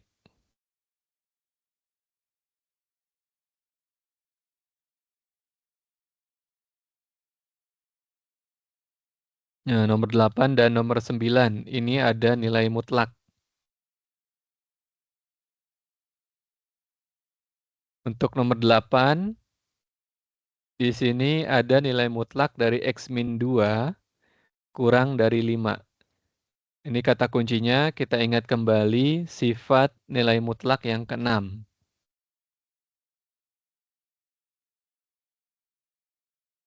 Nah, ini ya. Ketika ada X, nilai mutlak dari X kurang dari sama dengan A, itu ketika X-nya ini ada di antara negatif A dan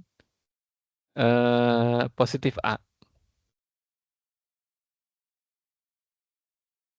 Nah, di sini, maka X min 2 itu harus ada di antara negatif 5 dan positif 5. Kita tidak pakai sama dengan, tapi kita hanya pakai kurang dari dan lebih dari, karena memang di sini soalnya tidak ada notasi sama dengannya ya, kurang dari 5 saja. Nah, yang pertama, X min 2 itu kurang dari positif 5. Angka 2-nya di sini kita pindahkan ke kanan menjadi positif, berarti 5 tambah 2 adalah 7, X kurang dari 7.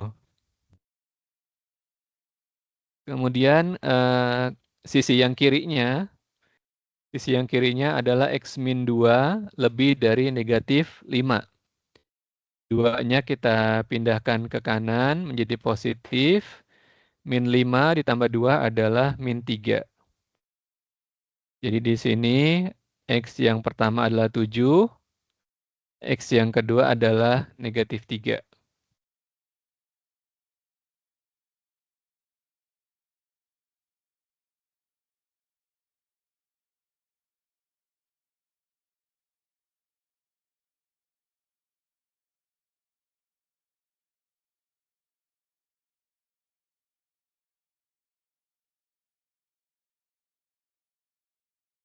Kita coba nih masukkan ya. Nanti kita masuk ke sini X min 2 ini.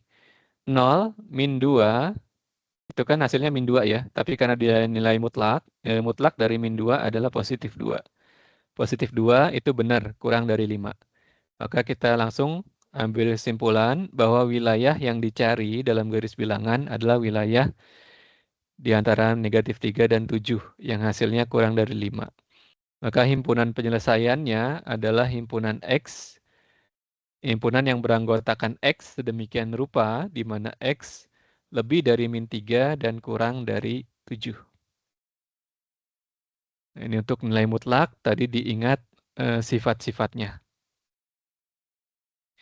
Kemudian ini saya kasih contoh yang kedua. Untuk nilai mutlak ditanyakan himpunan penyelesaian dari pertidaksamaan nilai mutlak 2x min 5 lebih dari 4. Ini kata kuncinya, ingat kembali sifat nilai mutlak yang ketujuh.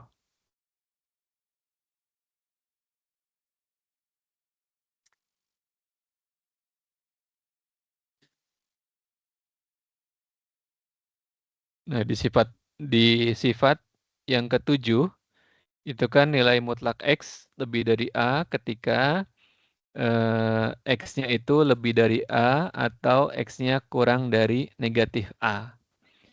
Maka kemungkinan pertama, 2X min 5 lebih dari 4. 5 di sini kita pindah ke kanan menjadi positif. 4 tambah 5 adalah 9. 2X-nya tetap. Kemudian X lebih dari 2. Atau 2X min 5 kurang dari negatif 4. Artinya min 5-nya pindah ke kanan jadi positif. 5 min 4, 1. Kemudian 2-nya pindah ke kanan menjadi pembagi. X-nya kurang dari 1/2. Jadi himpunan penyelesaiannya adalah X kurang dari 0,5 atau X lebih 4,5 yang A.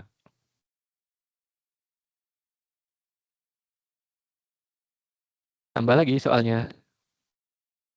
Biar semakin paham, kita tambah lagi contoh soal. Di sini pertanyaannya adalah himpunan penyelesaian dari pertidaksamaan nilai mutlak 2X plus 4 lebih dari nilai mutlak X min 3. Nah ini kan apa namanya, kita mau ikut sifat yang mana gitu kan. Oh ternyata ada sifat ketujuh. Ini caranya kalau mau pakai sifat ketujuh, di sisi kanan kita pindah ke sisi kiri, dia menjadi pembagi. Di sisi kanannya tersisa 1 ya. Jadi nilai mutlak ini dibagi nilai mutlak yang ini lebih dari 1. Nah, sifat ketujuh itu berarti 2X plus 4 per X min 3 lebih dari 1 atau 2X plus 4 per X min 3 kurang dari 1. Nah, untuk yang pertama, 2X plus 4 lebih dari 1. Nah, ini X min 3-nya langsung di sini ya.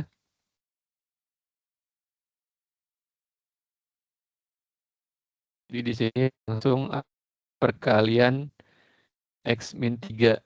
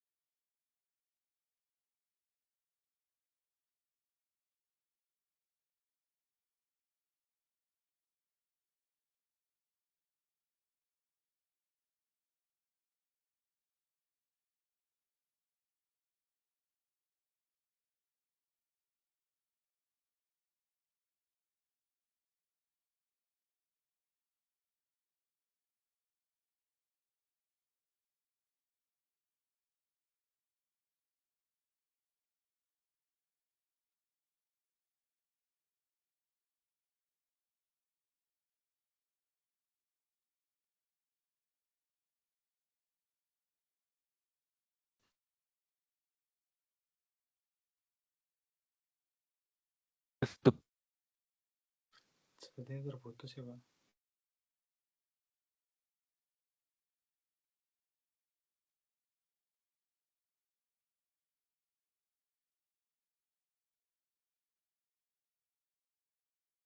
Ini suara tutornya nggak ada ya?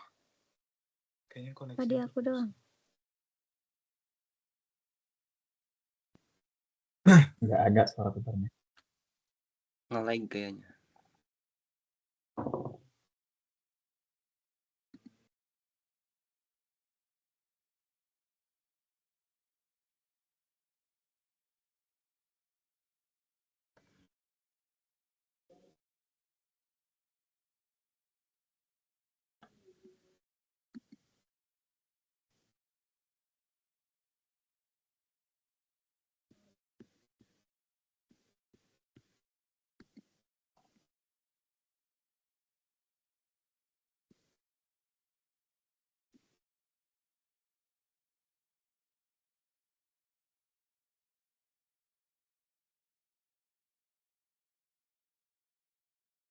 Satu dia jika oh, bisa.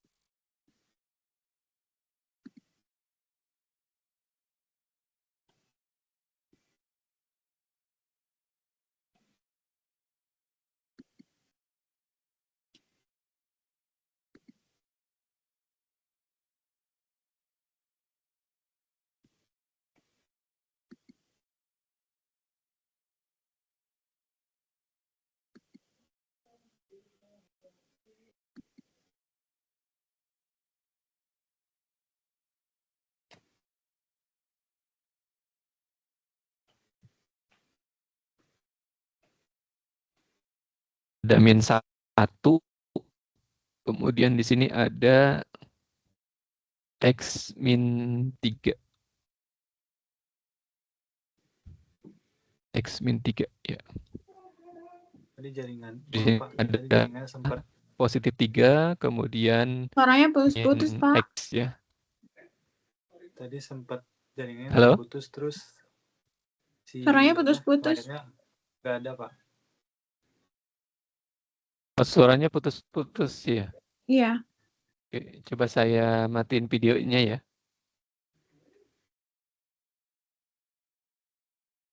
Tes, apa udah lebih baik suaranya? Sudah, Pak. Ya, Pak. Ya, Pak. Udah lebih baik. Oke, jadi itu ya. Kan ada soal Tapi untuk screen layarnya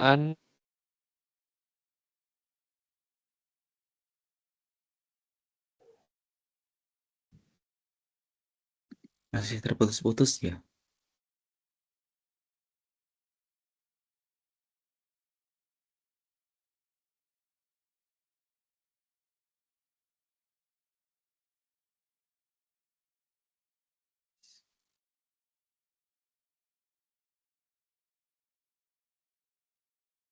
Pak.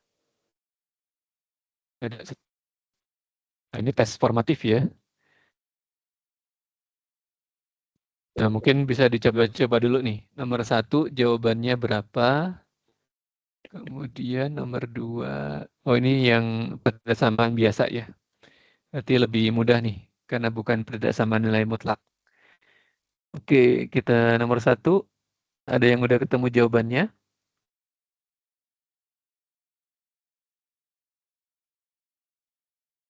Nomor 1 gampang itu.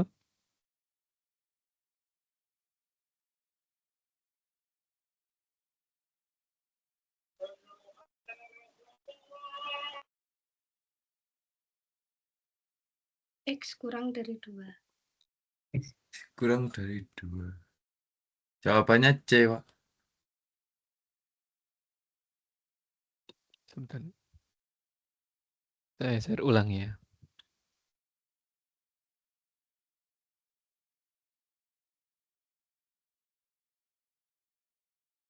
Ya, nomor 1 jawabannya C.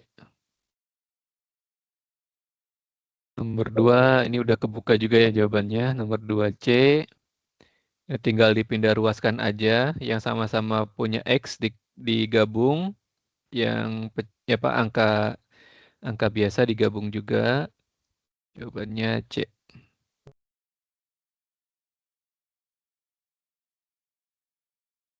Nah, nomor 5. Nomor 5 ini itu tuh.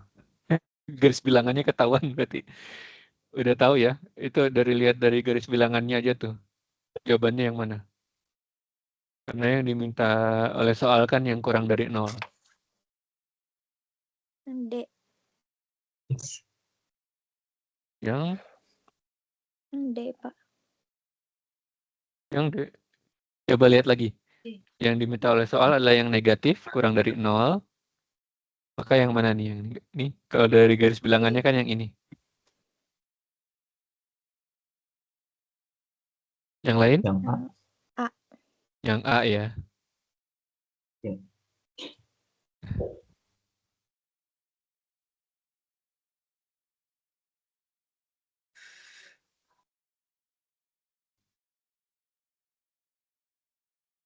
Ini yang pakai nilai mutlak.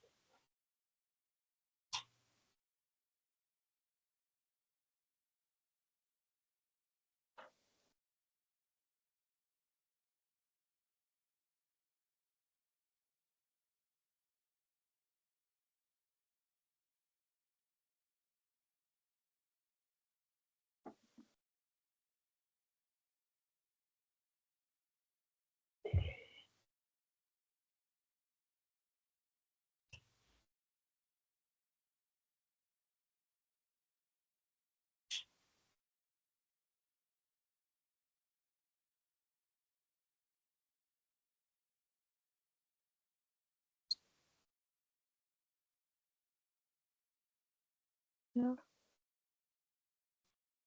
Maksud suaranya ke mute ya?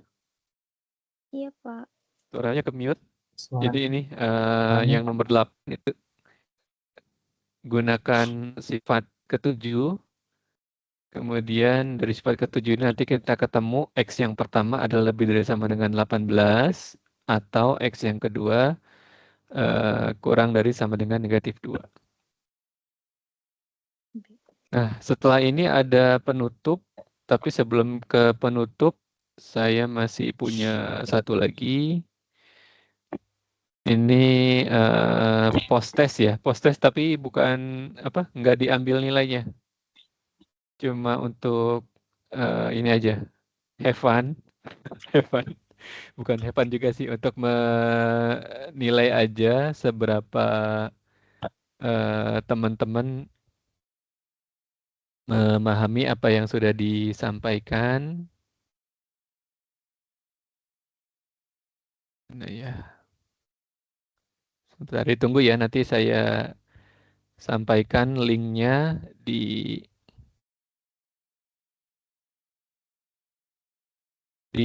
kolom chat. Bentar. Jadi ini simulasi kuis online kita.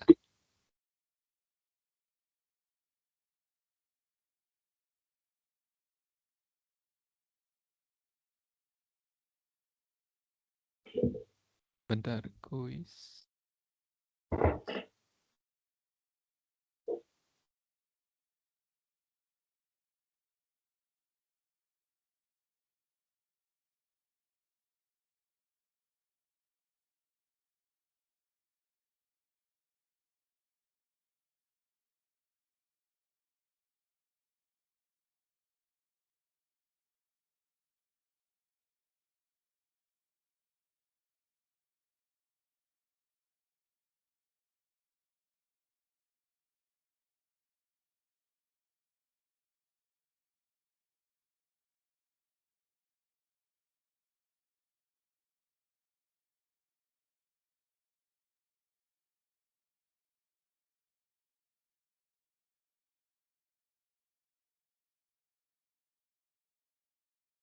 Ya, Saya udah kirim linknya di kolom chat MS Team ya. Saya coba copy juga ke grup WhatsApp kita ya. Grup WhatsApp kita apa?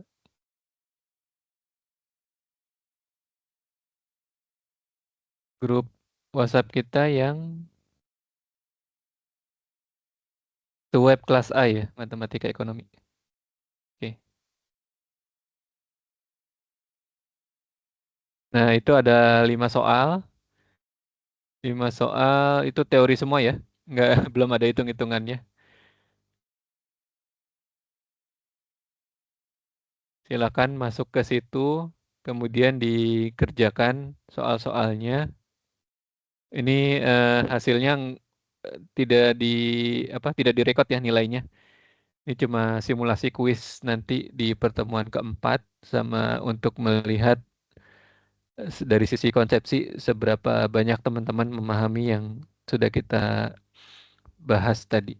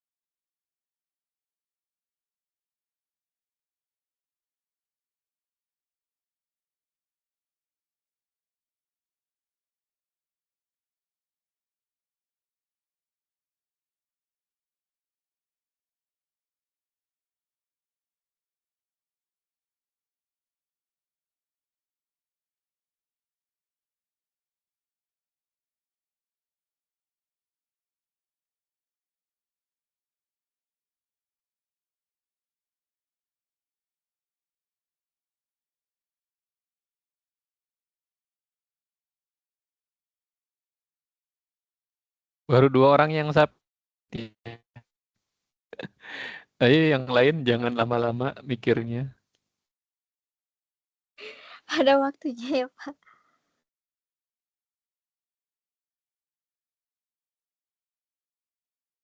Itu nggak ada hitung-hitungannya kan soalnya. Cuma soal konsep doang.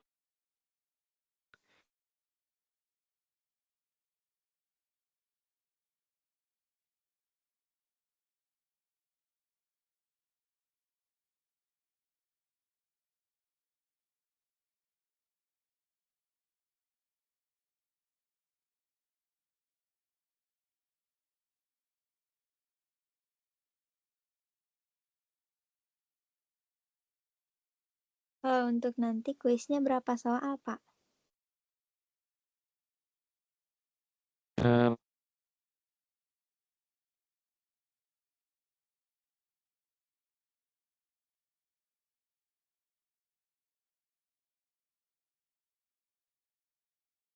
Suaranya nggak ada, Pak.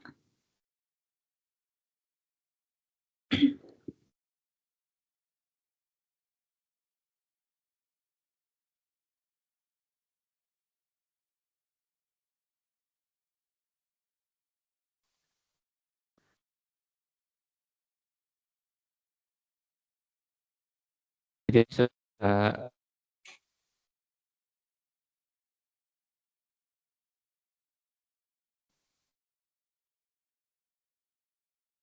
mau ya jangan lama-lama udah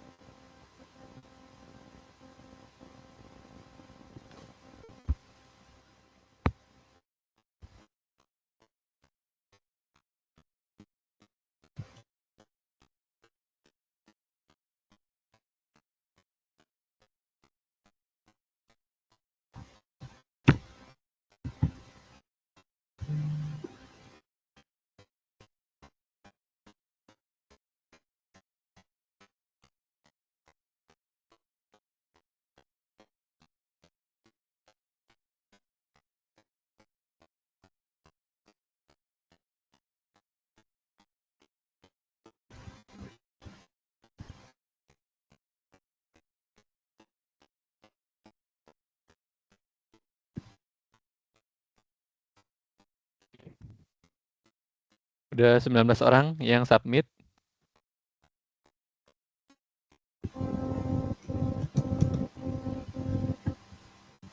Nah, ini kelihatan ya.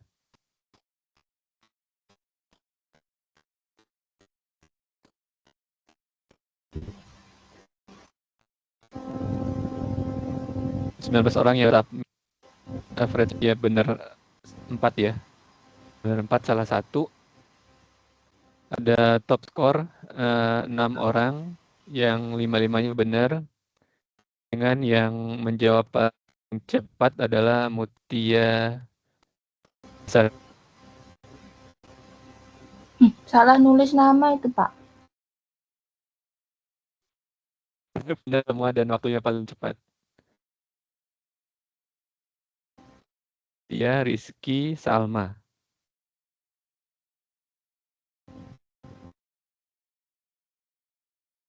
Rifki ini Imas. Nah, ini kebanyakan rata-rata benar 4 ya. Yang banyak salah itu pertanyaan nomor 5 ya. Oke.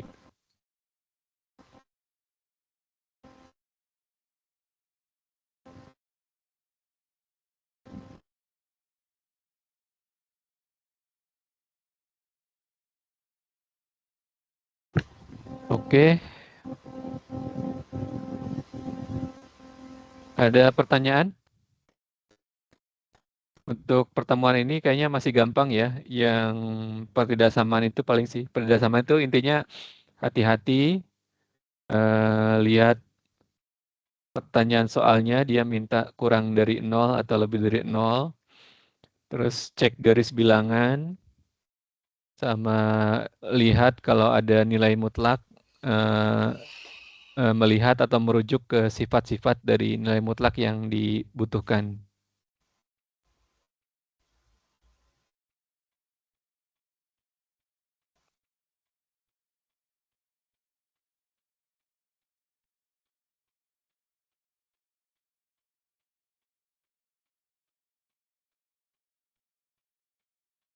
Ada pertanyaan?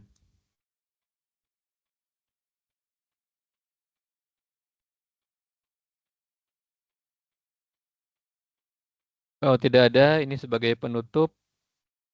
Kata-kata dari Nelson Mandela, education is the most powerful weapon you can use to change the world.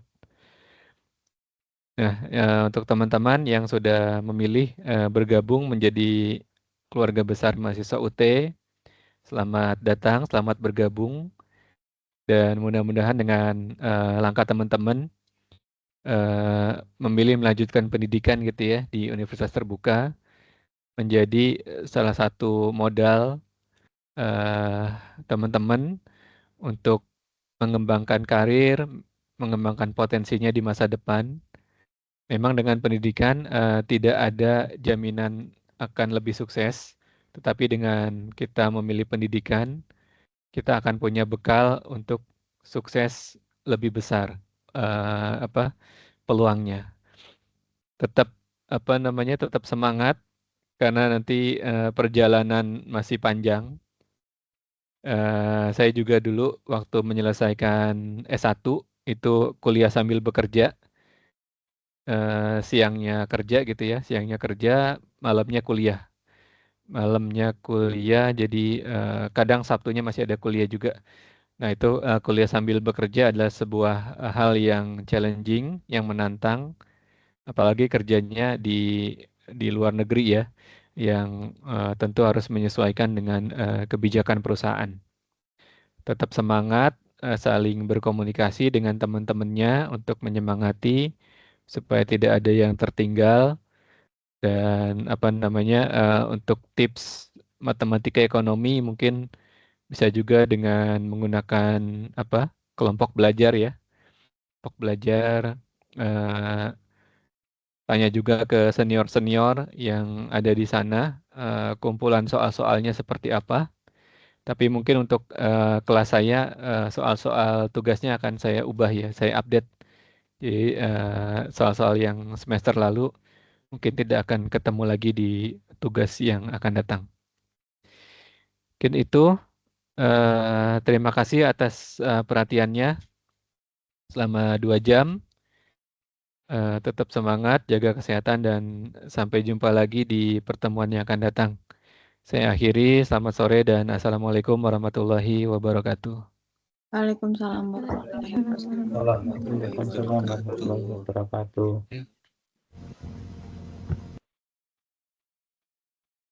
Oke, pamit ya.